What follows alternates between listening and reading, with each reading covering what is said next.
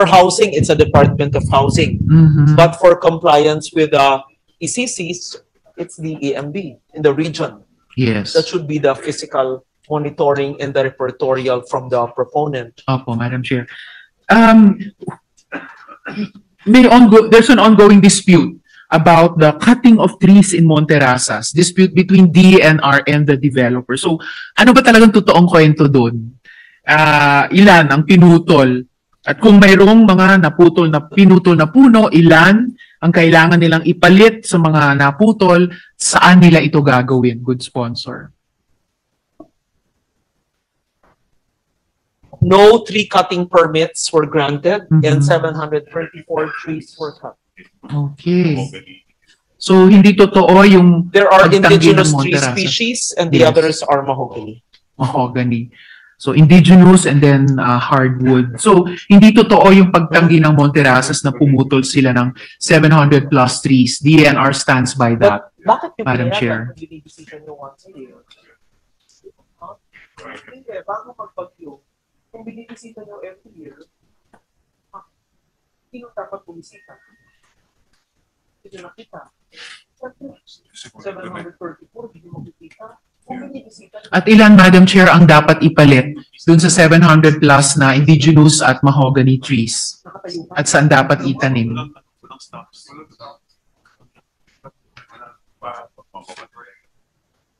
Pero syempre, alam naman yung pinanggalingan, kung pag-isip ako yun, syempre yung natrato ng dati,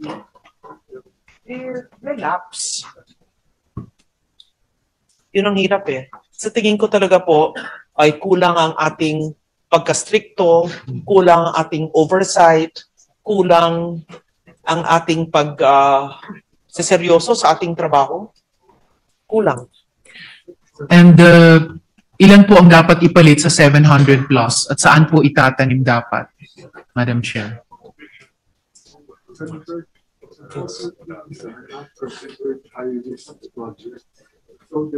Yes. According to the Secretary, Monterrasas in Cebu is not considered a high-risk project. It was not considered a high-risk project. So a multi-stakeholder monitoring system was not in place because it was deemed a residential project on a titled property, but they admit that they were not aware of the cutting of trees illegally because they did not even see stumps of trees o yung natira sa pagbisita po nila. Amazing. Ang hirap po mag-disappear ng 700 plus trees.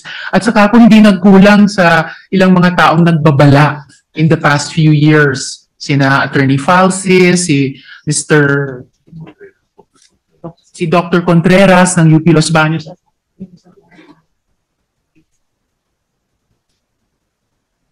And at least one, sorry? Yes, Mr. Alcazarian. Sayang po hindi natin pinakinggan yung mga babala nila because that way the department and other agencies could have prevented this tragedy. Yung ipapalit po ba ng mga puno ay dun din dapat itatanim sa Monterrasas or don't tell me, sa ibang lugar pa po, Madam Chair? I am told that hindi daw kailangan sa lugar na yun, yung ipapalit na puno. Okay. If that's the rule right now, I just want to put it on record strange because we will go down in history. I agree with you 100%. And actually, when I read the news and the proponent said, if I read it correctly, that there are shrubs in the development which will take time to grow. I mean, people have to be educated. I think even proponents need to be educated that cutting indigenous species or even non-indigenous but mahogany, and then you replace it with shrubs, that's for aesthetics, right? In fact, ang understanding ko, Madam Chair, dapat nga hindi lamang saplings fully grown, napakahirap gawin. Pero kung yun din ang rule, dapat sundin nila. Tama po ba, Madam Chair? 10 for every tree cut down? Madam Chair? 1:50. 50? Wow. Okay. Molave and other indigenous, 100. All right. ang replacement. Okay. Napalitan na ba? Nagtanim na ba sila? May case. Puro case. All right. So, Madam Chair, EMD has the highest allocation among the bureaus under the OSEC. We all know that this is not sufficient given the scope of the EMB's mandate. And let's admit that there probably can't be significant increases in the future. However, pwede po ba na ang EMB at yung buong DNR ay gumamit ng isang mas strategic approach sa pag-implementa ng Philippine Environmental Impact Assessment System? Halimbawa, ang mga restaurants ba, cafeteria, maliliit na convenience store na nagkataon nandun sa protected areas bilang ang protected areas ay isa sa mga nakalista bilang environmentally critical area bukod sa disaster-prone areas, ito bang mga maliliit na nandoon required talaga kumuha ng individual ECCs?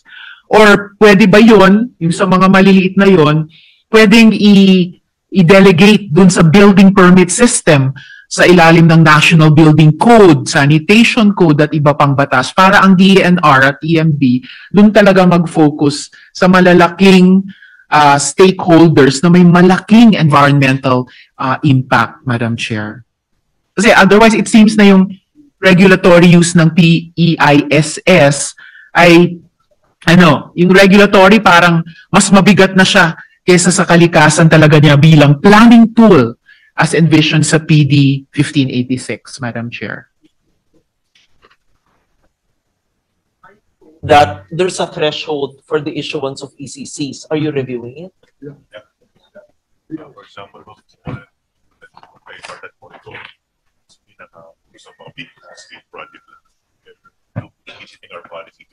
There are monitoring systems, multi-stakeholder monitoring systems for critical areas. But itong Monterasas na hindi naman considered critical area, residential, but cost damage. So that means you have to rethink your ECC requirements. Yeah. And then, when you look at the map of the devastation in Cebu, it is not just downstream from the area of Monterasas, malayo pa iba. Hindi naman caused by that, but I'm not saying it did not cause anything. So, you look into the cause, which I'm sure, logging and mining yan. So maybe, hindi ako tinatanong, pero I'd like to know the extent or sino ang logging. Wala. Sabi nyo, walang permit kasi bawal naman ang logging. Pero anong sa alam nyo na illegal logging in the uplands in those areas and sino ang mining operations in that areas?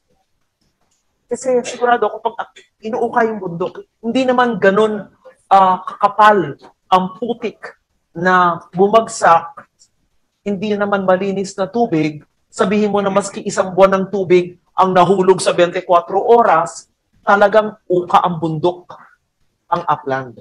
At saka, Madam Chair, yung isang bahagi nung binanggit nyo, nabasa ko rin yun sa pagdadahilan ng Monterasas, na hindi daw development nila ang diretsyong naging sanhi ng pagbaha sa paanan niya. Pero, pinaalala sa atin ni Dr. Contreras, kailangan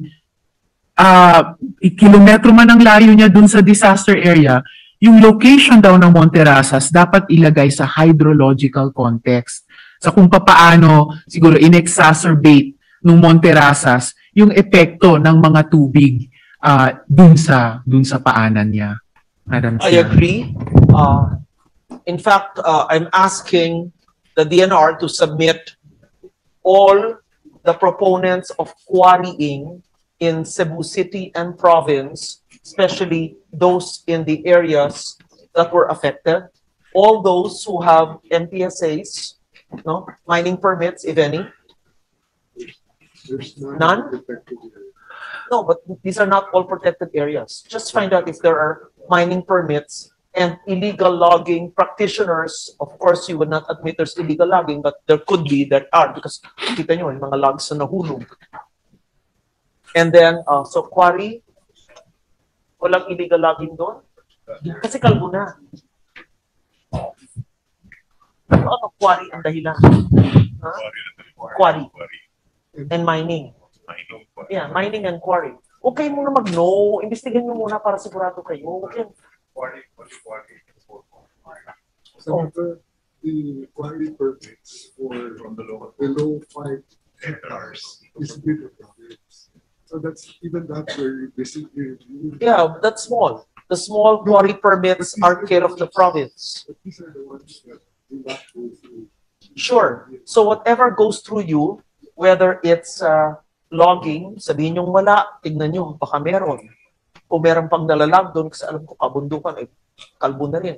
Pangalawa, mining, tapos yung quarry. And then those below 5 hectares, pero kiniklear ng province, pwede kayong mag-oversight pa rin doon. Tignan nyo kung sino mga... Magtatanong din po ako, Yes. Madam Chair, tungkol sa mining. Yeah. Pero bago ako dumako doon, just for the record na sana, bukod dun sa pagdisenyo, pagpapatakbo ng mga multi-stakeholder monitoring systems nila, dun sa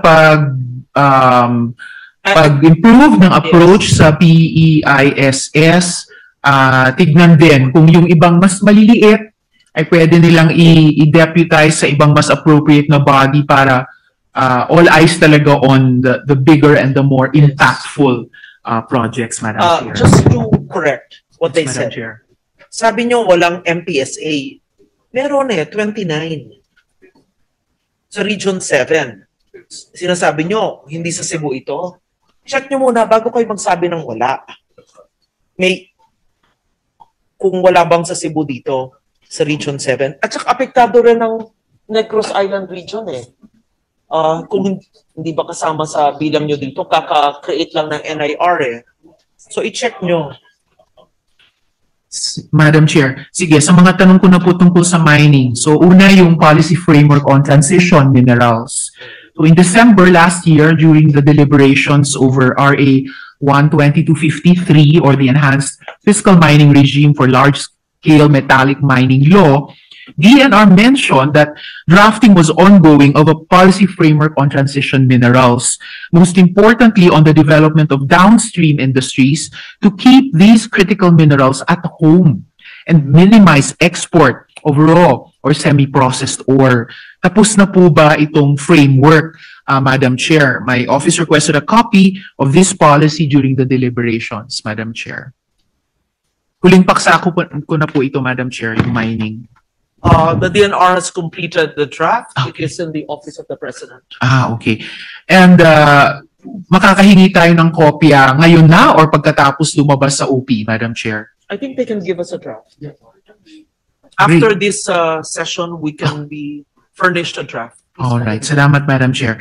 So, dako ako sa Extractive Industries Transparency Initiative. There's a pending case in the Supreme Court asking to declare as unconstitutional the DENR's Freedom of Information Manual. This was filed in connection with the Tampakan mine in South Cotabato. The Philippines is also part of the Extractive Industries Transparency Initiative through EO 79 of 2012 and EO 147 of 2013. Section 7 of the RA 12253 is entitled Transparency and Accountability.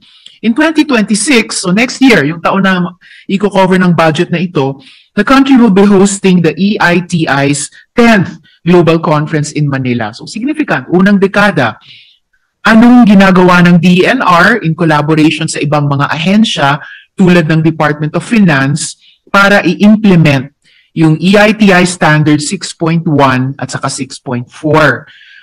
For background, Standard 6.1 is concerned with environmental and social expenditures of mining companies, and Standard 6.4 is concerned with environmental impact studies, yung ECC na pinag-uusapan natin, environmental monitoring reports at similar documents. So anong, kumbaga,